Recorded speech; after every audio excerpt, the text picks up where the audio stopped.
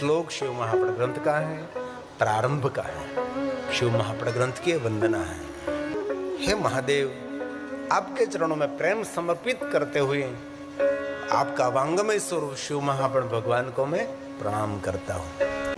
प्रसन्नता पूर्वक, प्रसन्न बुद्धि से, प्रसन्न चित्त से शिव महापड़ भगवान की मैं वंदना करता हूँ। ये सुंदर भाव प्रकट किया है। धन्य शिव महापड़ से कथा परम पावनी, यस्य श्रवण मात्रन पापीयानपि सब मुक्ति का अधिकार है। मुक्ति का अर्थ है स्वतंत्रता, मुक्ति का अर्थ है परतंत्रता, पराधीनता नहीं, संपूर्ण स्वतंत्रता। और मुक्ति का अर्थ एक दृष्टि से नहीं देखना है कि मृत्यु होने के बाद कोई गति हो रही है, लेकिन ज्यादातर तो लोग मुक्ति शब्द सुनते ही बस ऐसा ही मान लेते, मुक्ति मतलब मृत्यु होने के बाद कुछ गति हो रही है। मुक्ति शब्द का अर्थ शिव महापड़ अंतर्गत जो किया गया वो है विचारों में से मुक्ति, और कर्जे में से मुक्ति, रोग में से मुक्ति, आदि व्याधि उपाधियों में से मुक्ति, बंधनों में से मुक्ति, स्वतंत्र छुटकारा। ये मुक्ति का अर्थ किया है। मुक्ति का अर्थ इतना सीमित नहीं लेना चाहिए कि मुक्ति मतलब मृत्यु होने के बाद कुछ गति हो रही है। ये कोई मुक्ति की बात नहीं है। कई लोग बंधन में पड़े हैं, सभी बंधनों में से छुटकारा, उसको मुक्ति कहें। लेकिन इतनी संकुचित एक छोटी सी बात पकड़कर मुक्ति मतलब मरने के बाद, नहीं, ऐसी कोई बात शिव महापड़ ग्रंथ में नहीं है। शिव महापड़ ग्रंथ की विशेषता है, मुक्ति का अर्थ है स्वतंत्रता। कोई लोग कर्जे में पड़ा है तो मुक्त हो जाता है, कोई लोग बीमारी में है, कोई आदि व्याधि उपाधि से पीड़ित है, सभी बंधनों में से छुटकारा, उसको मुक्ति कहा है। ऐसा नहीं कहा कि पुण्यवान के लिए, नहीं, सबके लिए। पापियानपि, कोई पुण्यवान हो, कोई भी। पाप शब्द का अर्थ क्या है? पाप शब्द का अर्थ है नकारात्मक विचारधारा, नकारात्मक वृत्ति, नकारात्मक प्रवृत्ति, उसको पाप कहा है। पुण्य क्या कहा है? पुण्य उसको कहा जाता है सकारात्मक हमारी विचारधारा, सकारात्मक हमारे कार्यक्षेत्र, सकारात्मक हमारी सोच, दूसरों का हित और दूसरों का कल्याण और दूसरों का मंगल करने का हमारा भाव, उसको पुण्य कहा गया है। सीधी बात है, जो पढ़े लिखे लोग समझते हैं। पाप का अर्थ यही है, बस दूसरों का अहित करना। स्वयं सुखी होने के लिए प्रयास करते हो और दूसरों को दुख देकर खुद सुखी होने का प्रयास, ये कभी नहीं सुखी हो सकता। कर भला तो होगा भला। दूसरों का हित, दूसरों का सुख, दूसरे को कल्याण का भाव, वही सुख दे सकता है। संकुचित विचारधारा वाला व्यक्ति, संकुचित भाव वाला व्यक्ति कभी जीवन में सुख का अधिकारी नहीं है। भगवान शिव की तरह विशालता से जो अपना जीवन बनाता है, कोई संकुचितता नहीं, पट रहित, कपट रहित जिनका जीवन है, दंभ रहित, दिखावा रहित जो मनुष्य है, वही सुख का अधिकारी है। भगवान शिव जी के पूरे जीवन चरित्र में देखो, भगवान शिव जी कहीं संकुचित नहीं। कोई भी उनके पास आते, सबका स्वीकार करते, सबको वरदान देते हैं। इसीलिए शिव जी को वरदानी कहते हैं, वरदाता कहते हैं। हर एक बात में बहुत दिल से कहना चाहता हूँ, इस पूरी दुनिया में, पूरे ब्रह्मांड में, 14 ब्रह्मांड में, अनंत कोटि ब्रह्मांड में भगवान शिव जी की तुलना कर सके ऐसा विश्व में कोई देव नहीं है जो महादेव की बराबरी कर सके, भगवान शिव के साथ संगत और खड़े रह सके, ऐसा कोई देव दुनिया में नहीं है। शिव ऐसा एक देव है, सर्वगुण संपन्न है। महादेव के चरित्रों में कहीं जगह पर दुर्गुण नहीं है। सभी गुणों का निधि, सभी गुणों का भंडार वो शिव है। लेकिन बहुत लोगों ने महादेव के बारे में बहुत सारी भली बुरी बात कही। आज से 30 साल पहले जब मैं कथा में निकला था तो वो समाज के अंदर बहुत सारा वहम शिव के प्रति था। हमने श्लोकात्मक बातें करते करते, शिव महापड़ ग्रंथ की बातें सुनाते सुनाते बहुत लोगों को सही बात कही कि तब गलत फहमी है, गलत बात है, अभी भी मैं बार बार कहता हूं, जो महाशिवरात्रि आ रही है, महाशिवरात्रि भगवान महादेव के लिंग प्रागट्य का दिन है। इस दिन लिंग पूजा का प्रारंभ हुआ था, इस दिन निराकार पूजा का प्रारंभ हुआ था, वो महाशिवरात्रि है। और महाशिवरात्रि मौन की रात्रि है, महाशिवरात्रि योग की रात्रि है, महाशिवरात्रि शिव जी स्मरण की रात्रि है। महाशिवरात्रि कोई भांग पीने की रात्रि नहीं है। लोग महाशिवरात्रि दिन भांग पीते हैं, मादक द्रव्य का सेवन करते हैं। ये कहीं भी आपको शिव महापुराण ग्रंथ में आपको नहीं मिलेगा ये महाशिवरात्रि के दिन मादक द्रव्य का सेवन करना चाहिए। महाशिवरात्रि के दिन क्या क्या महात्मा ही है। मौन रहे और थोड़ा भजन करने से आनंद फल देने वाली महाशिवरात्रि है। और मैं बहुत हृदय से आभार व्यक्त करता हूँ लखानी परिवार का। इस परिवार ने महाशिवरात्रि निमित्त सूर्यपुत्री तापी के तट पर भगवान महादेव की कथा का आयोजन किया है। मतलब दूर बैठे तापी से थोड़े, लेकिन है तो तापी का तट ने, जो कि सप्त गंगाओं में तापी मैया की विशेष महिमा है।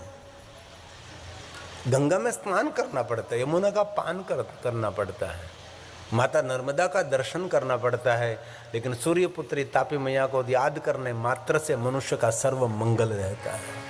ये तापी, ये सूर्य नारायण। इसलिए हम सब भगवान महादेव को आदर के साथ याद करेंगे। 30 साल पहले जब मैं कथा में निकला था, क्या वातावरण था, क्या दुनिया थी। और मैं गौरव करता हूँ, आज मैं 803वीं कथा प्रारंभ कर रहा हूँ।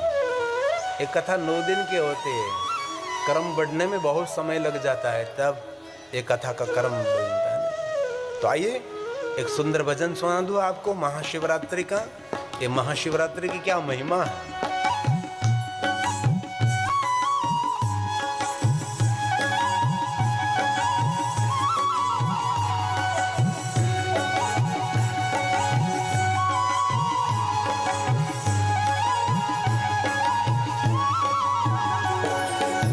शिवरात्रि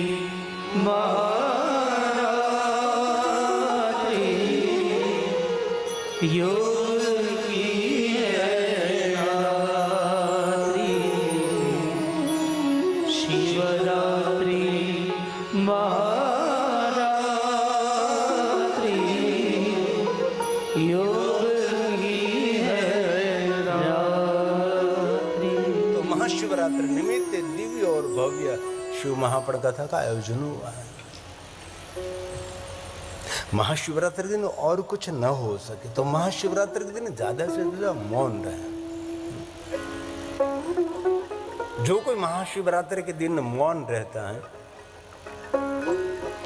उसको अश्वमेध यज्ञ का फल मिलता है, सिर्फ मौन रहने मात्र से।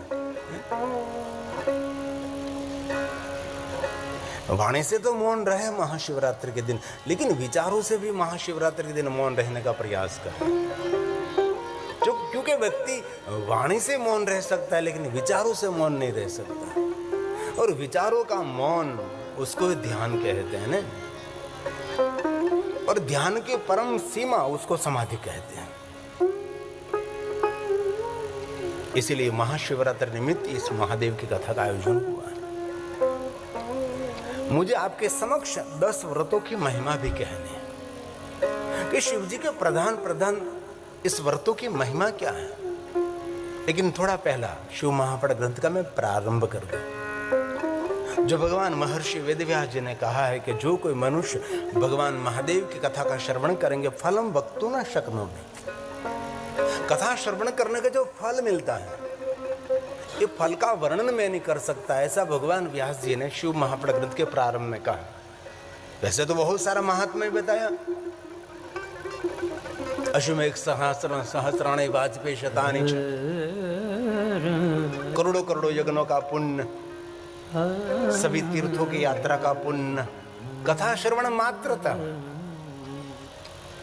मेरु समान सुवर्ण का दान करने का पुण्य कथा श्रवण मात्रता, करोड़ों गायों का दान कथा सुनने मात्र से, बहुत सारा दान कथा श्रवण करने मात्र से, बहुत सारे देवताओं की पूजा अर्चन कथा श्रवण मात्र से, ऐसी बहुत सारी बातें कहकर एक श्लोक में कह दिया कि कथा सुनकर जो पुण्य मिलता है उसका जो फल मिलता है, इस फल का वर्णन महर्षि भगवान वेदव्यास ने कहा मैं नहीं कर सकता है।